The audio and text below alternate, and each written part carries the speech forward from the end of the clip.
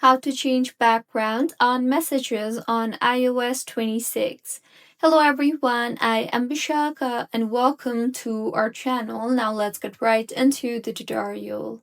Firstly, go ahead and open the Messages application on your device and further, go ahead and open the conversation with whom you want to change the background of. Now, once the conversation is open, tap on their profile icon on top center of your screen, and now in the interface that you will be led to, you will see the option for backgrounds.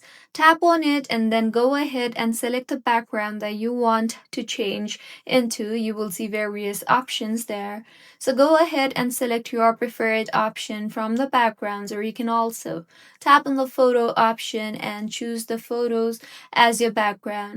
So go ahead and make the required changes and then tap on the done button, and with this the background will be changed. So this is how you can change background on messages on iOS 26. If you find this tutorial helpful, please like the video and do comment if you have any queries.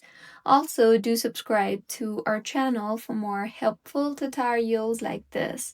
See you on the next one.